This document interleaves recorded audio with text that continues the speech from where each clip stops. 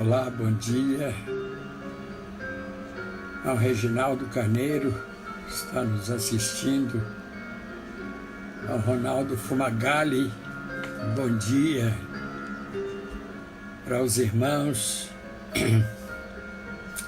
que alegria podemos estar aqui, mesmo não podendo nos reunir na igreja, no templo, mas estamos aproveitando esse instrumento de comunicação para levarmos até vocês. Irmã Rose Silvestre, tenham bom dia, que o Senhor esteja abençoando. Irmã Rosimeire Carneiro está também nos assistindo, bom dia. Irmã Solange Regina está também nos assistindo, que Deus a abençoe e esperamos que nesses momentos que vamos ter juntos aqui, possamos ser edificados com a palavra de Deus e a comunhão que nós desfrutamos, mesmo à distância, ela é espiritual. Irmã Solange, bom dia. Pastor, a paz de Deus, bom dia, irmã. Bom dia, irmã Rose Silvestre. Bom dia, irmã Rose Acorce. Que Deus esteja abençoando todos vocês. E neste dia possamos descansar na paz de Cristo. Irmã Kátia Quimico, Deus esteja abençoando a irmão Ricardo e os filhos neste dia. Que a bênção do Senhor possa estar sobre todos vocês. Irmão Ronaldo, bom dia. Um beijo aí na bonequinha. Recomendações à família. Creio que todos estão nos assistindo. Tenham um bom dia. Que bênção podemos, mesmo à distância, nos comunicarmos com os irmãos nesta manhã de domingo. Nós deixamos para entrarmos no ar agora, dando essa oportunidade para os irmãos, né? Alguns costumam descansar um pouco mais, aproveitando esta folga, e por isso estamos começando agora a nossa live, e que esse tempo que estaremos aqui juntos seja de comunhão, seja de refrigério para as nossas almas. Irmã Denise Borges Santos está nos assistindo. Bom dia, irmã Denise. Que Deus esteja abençoando a irmã e a sua casa. Estejamos sempre confiantes, esperando em Deus que essa crise passe logo e em breve nós nos reunamos de novo para estarmos em comunhão e prestarmos cultos ao Senhor. Estamos sentindo falta desse tempo. Vamos rogar a Deus, continuemos orando que essa fase, essa crise vai passar e em breve estaremos juntos em comunhão, reunidos para prestarmos o culto que o nosso Deus merece.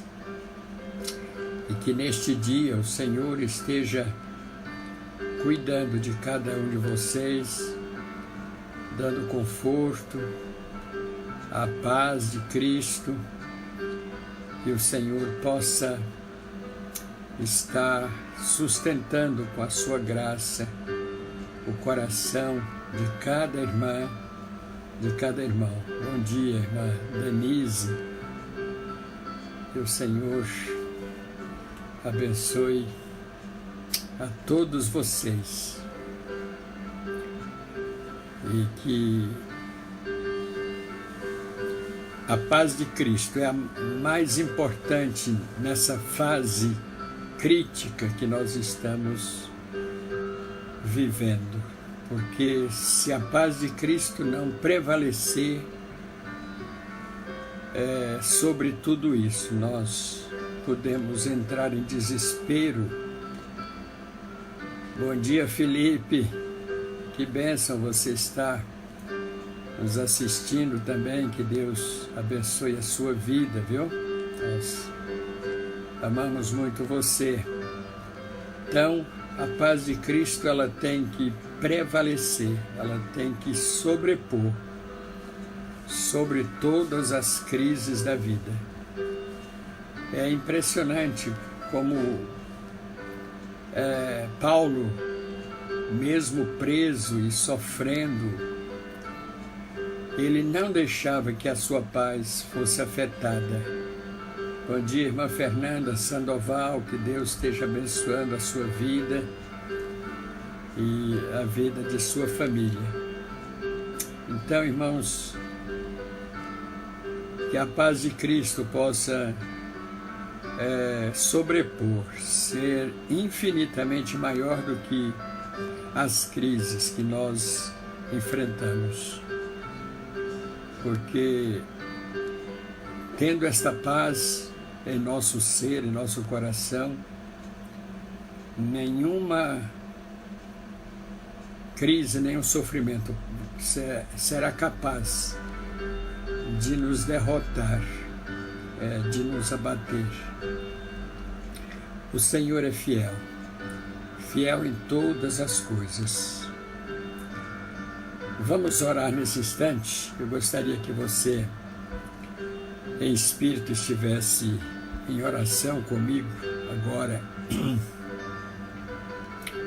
Nosso Pai, nós te agradecemos pela semana que tivemos, mesmo isolados e fisicamente separados dos nossos irmãos, mas contigo nós temos estado sempre juntos, porque tu és onipresente e nunca iremos jamais nos distanciar de ti.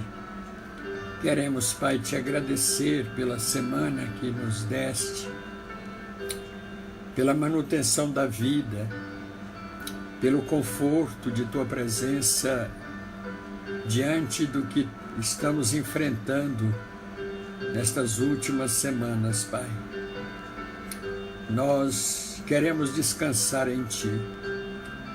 Queremos que o teu Espírito possa nos conscientizar de que não há crise, por mais intensa que seja, capaz de nos afastar de ti, ou de nos abater, ou de nos derrotar. Te agradecemos, Pai, porque o Senhor cuida dos seus filhos. Nós queremos também, Pai, que o Senhor nos ajude a sermos sábios, diligentes, prudentes, idôneos, maduros. Queremos, ó Pai, crescer a cada dia no conhecimento de Jesus Cristo. Ó Pai, abençoa o teu povo. Abençoe, Senhor, os nossos irmãos espalhados por toda a parte. Abençoe, Senhor, os membros da nossa igreja. Esteja cuidando deles como tens cuidado, dando conforto, dando a paz. E que o Senhor, com o teu poder e graça, possa contornar esta situação, esta tempestade tão forte que se abateu sobre o mundo, assim como Cristo acalmou tantas tempestades no tempo em que Ele esteve aqui na terra. O Senhor continua com o mesmo poder de acalmar os ventos fortes desta vida.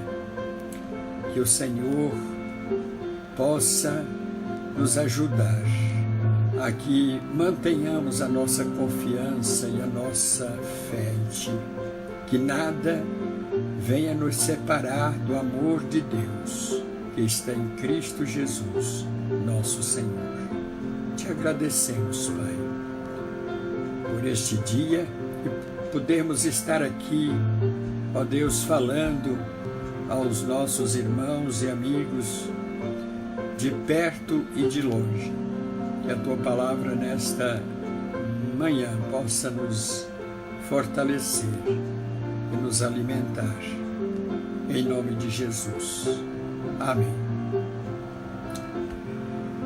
Muito bem, irmãos, nós vamos ler aqui na carta, no livro de Apocalipse, capítulo 3.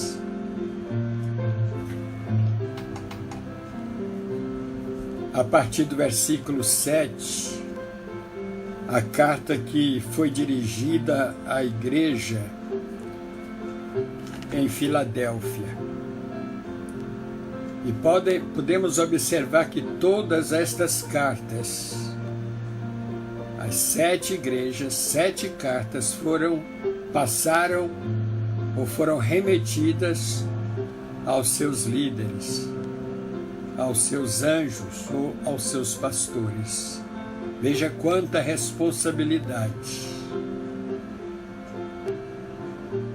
Deus, ou Cristo, não envia, não remete nenhuma carta a algum membro da igreja, mas àqueles que representavam ou que lideravam essas igrejas. Então a nossa responsabilidade como anjos, e a palavra anjo aqui, o termo anjo, significa mensageiro. Esse é o sentido literal da expressão anjo. Então, estas 7 cartas foram dirigidas aos 7 anjos ou aos 7 pastores dessas respectivas igrejas. E a igreja em Filadélfia, Cristo então envia esta carta ao anjo da igreja em Filadélfia, escreve: estas coisas diz o santo, o verdadeiro, santo e verdadeiro, a pessoa de Cristo. Nós devemos, irmãos, guardar em nosso coração esta verdade, de nunca profanarmos o nome de Cristo. A santidade dele deve ser estritamente reverenciada. Nunca brincarmos com o nome de Cristo. Nunca fazermos piadinhas, gracejos, como os incrédulos e descrentes fazem aí fora. E já no tempo de Moisés, Cristo, através dele, recomendava ao povo a não tomar o nome do Senhor em vão. Não tomarás o nome do Senhor teu Deus em vão. Então, o nome de Cristo é santo. Ele é santo, essencialmente santo. Dizem os comentaristas, estudiosos, que quando a Torá estava sendo escrita, a palavra, a lei estava sendo escrita pelos rabinos. Quando chegava a vez de escrever o nome Javé, Deus. Eles mudavam a pena. A reverência, o conceito de reverência que eles tinham de Deus era tão grande que, no momento de escrever o seu nome, eles mudavam, pegavam uma pena cuja ponta era de ouro. E aqui, irmãos, nós precisamos guardar também, temos esse conceito da santidade de Deus. Apocalipse 3, 7, para quem está chegando agora, estas coisas diz o santo, estas coisas diz o verdadeiro. Jesus disse: eu sou o caminho, a verdade e a vida. Nós vivemos num mundo onde a mentira, ela tem um peso, ela tem uma influência muito grande. Quando pessoas se distanciam de Deus, que é a personificação da verdade, a verdade em essência, eles passam a usar a mentira como instrumento. E o Senhor está dizendo que Ele é verdadeiro. E nós, como filhos dele, devemos amar e defender a verdade. Custe o que custar. Precisamos ensinar os nossos filhos e netos, nossas famílias, a amarem a verdade e falarem a verdade. É vergonhoso quando filhos e netos percebem pais e avó mentindo. E a criança, irmãos, ela é viva e ativa, ela percebe as coisas. Nós temos que tomar todo cuidado com o nosso vocabulário dentro de casa, com o que nós falamos, porque as crianças estão nos ouvindo e prestando atenção em nossas palavras. E nós temos que mostrar para eles que nós somos da verdade, defendemos a verdade, amamos a verdade e ensinamos a verdade. Porque o nosso Cristo é o verdadeiro, é a verdade. E ele continua no versículo 7, aquele que tem a chave de Davi, que abre e ninguém fechará, e que fecha e ninguém abrirá. Nenhuma força, seja ela humana ou espiritual, é capaz de mudar o curso da história. Quando Deus estabelece, quando Deus determina e quando Deus ordena. A primeira e última palavras são dele. Quando ele fecha, ninguém pode abrir. E quando ele abre, ninguém pode fechar. Não pense que Deus tenha perdido o controle com a situação atual, com esta crise que se abateu sobre todo o planeta Terra. Não pense que Deus está alheio ao que está acontecendo. A palavra de Deus nos fala que todas as coisas cooperam para o bem dos que amam a Deus. Nós, que temos esta visão de Deus, tiramos lições, passamos a saber por que estas coisas estão acontecendo. Mas o mundo que desconhece a Deus, aqueles que ignoram a Deus, eles veem tudo isso como uma fatalidade. Ou porque eles não merecem passar pelo que estão passando. Quem somos nós de acharmos que não merecemos passar por isso? Graças a Deus, porque nós temos esta visão, esta consciência, esta percepção dos acontecimentos, das coisas que nos acontecem. E tiramos lições. E o objetivo é esse. Deus quer nos capacitar, Deus quer nos educar, Deus quer nos instruir, Deus quer nos ensinar, Deus quer nos chamar a atenção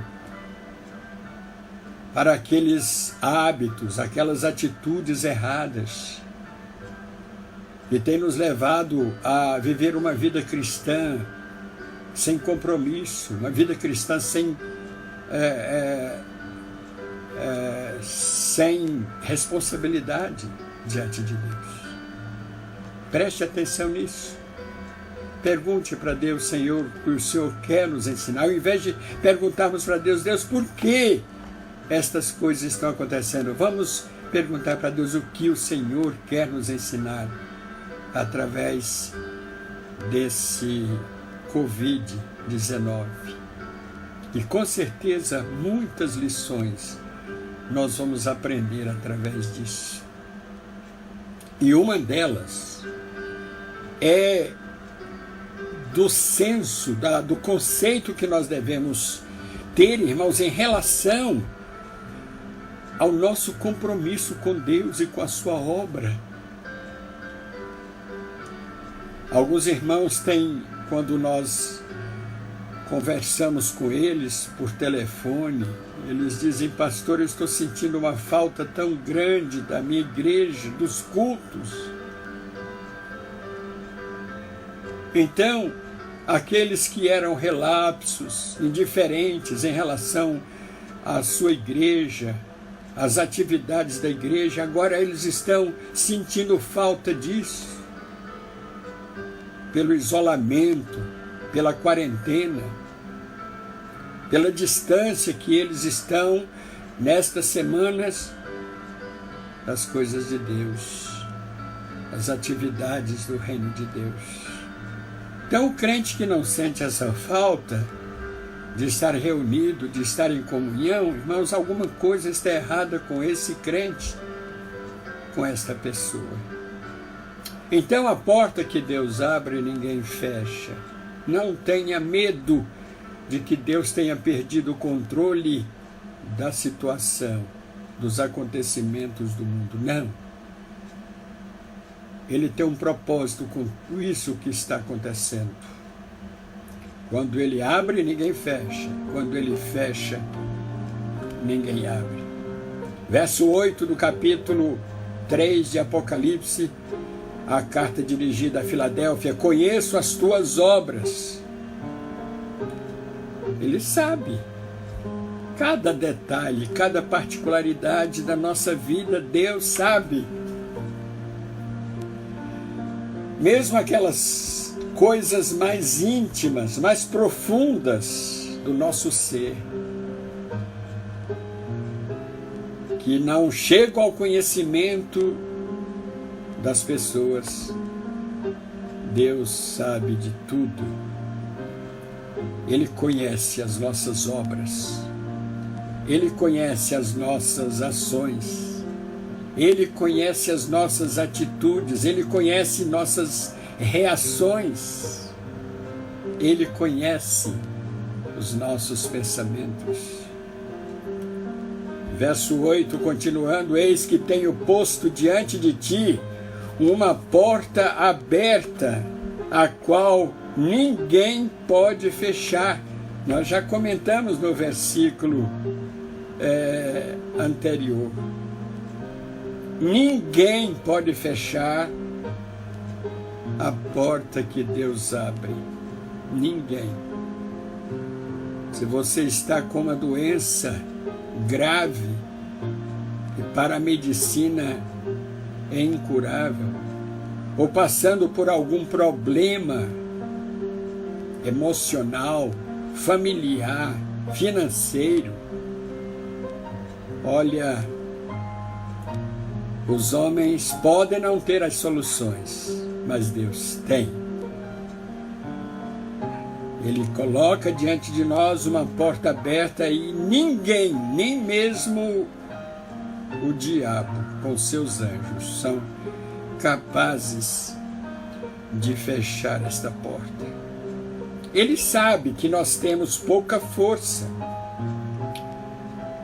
que por nós mesmos não vamos ter condições, mas se nós guardamos a palavra dele, se nós não negarmos o seu nome, ele vai cumprir com a sua palavra. Deus nunca decepcionou ninguém, nenhum filho dele que tenha confiado nele.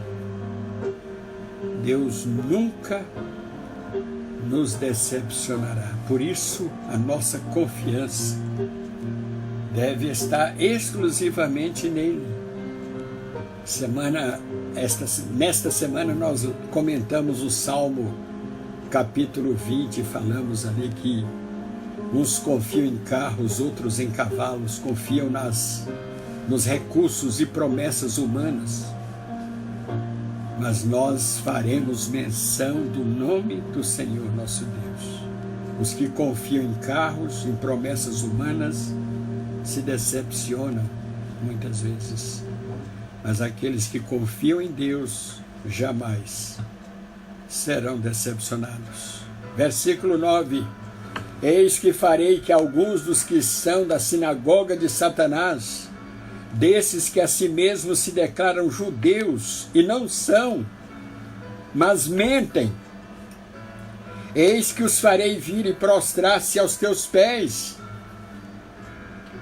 e conhecer que eu te amo. Ele está falando dos pseudos crentes, falsos seguidores de Cristo, de pessoas que muitas vezes entram na igreja apenas para receberem vantagens, promoções pessoais, mas não para adorarem a Deus, não para manterem comunhão com Deus. Os falsos judeus já existiam desde o princípio, assim como sempre existiram os falsos crentes. O joio no meio do trigo. E Deus conhece. Chega uma hora em que esse joio se revela, ele vai crescer. Enquanto ele é uma planta tenra, nova, fica difícil de diferenciar. Só Deus. Mas vai chegar uma hora em que essas pessoas vão se revelar, vão se evidenciar, e aí elas vão ser arrancadas, porque estão no meio do trigo. E Deus não tolera o joio que está ali para prejudicar, para interferir, para dificultar o crescimento do reino de Deus. Você é joio ou você é trigo? Que Deus tenha misericórdia de você, que você seja aquele trigo que foi plantado pelo Senhor. Verso 10 do capítulo 3 de Apocalipse: porque guardaste a palavra da minha perseverança. Sabe, irmãos, nós podemos enfrentar nesta vida situações dramáticas, dolorosas, provações grandes. Mas se nós nos mantemos firmes nas promessas de Deus, na palavra de Deus, estas experiências não vão nos destruir, não vão nos abalar. Se nós guardamos esta palavra, que é a palavra da perseverança, ser fiel até a morte, e dar-te-ei a coroa da vida. Não se desanime diante das provações, não desista do compromisso com Deus quando vierem as dificuldades. Mantenha a sua firmeza em Cristo, a sua confiança em Deus. Guarde a palavra da perseverança, porque o Senhor também nos guardará da hora da provação que há de vir sobre todo o mundo inteiro, para experimentar os que habitam sobre a terra, o que está acontecendo agora também. Uma provação tão grande e atingiu a humanidade toda. Como é que nós estamos nos comportando e reagindo diante dessas provações? Muitos se desesperam. Muitos acham que Deus os abandonou, aqueles que acreditam em Deus. Outros nem acreditam e acham que isso são coisas do acaso. Mas nós cremos, nós entendemos que estas coisas estão acontecendo porque Deus tem um propósito. Versículo 11, venho sem demora, conserva o que tens, para que ninguém tome a tua coroa. A coroa é sinônimo de prestígio, de honra. Não é qualquer pessoa que decide usar uma coroa. Eu vou comprar uma coroa de ouro e usar e sair por aí, não. Há uma classe seleta que tem direito de usar uma coroa. A classe real. Família real. E a Bíblia fala que nós somos filhos do rei. E nós temos uma coroa. E esta coroa é símbolo de honra, de prestígio, de respeito. Nós temos que fazer de tudo para não deixarmos que esta coroa venha a ser tirada de nós. Vamos guardar a nossa fé, vamos guardar a nossa confiança, vamos guardar a nossa convicção cristã, vamos guardar a nossa obediência de Cristo, para que ninguém venha tirar de nós a nossa coroa. Versículo 12, ao vencedor falo-ei coluna no santuário do meu Deus, e daí jamais sairá. Gravarei também sobre ele o nome do meu Deus, o nome da cidade do meu Deus, a nova Jerusalém que desce do céu, vinda da parte do meu Deus, e o meu novo nome. Ele disse que nos colocará como colunas no santuário de Deus. E as colunas, elas chamam a atenção e elas têm a função de darem segurança e sustentação à construção. O Senhor quer usar você como coluna desse edifício. Ele quer usar você como instrumento para transmitir graça, transmitir segurança para tantas pessoas que vivem inseguras nesta vida.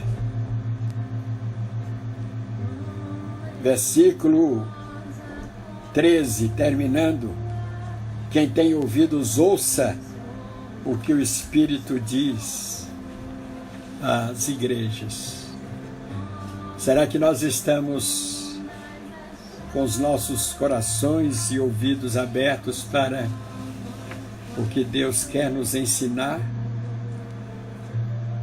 Nós temos sido humildes o suficiente para reconhecermos as nossas carências, nossas necessidades?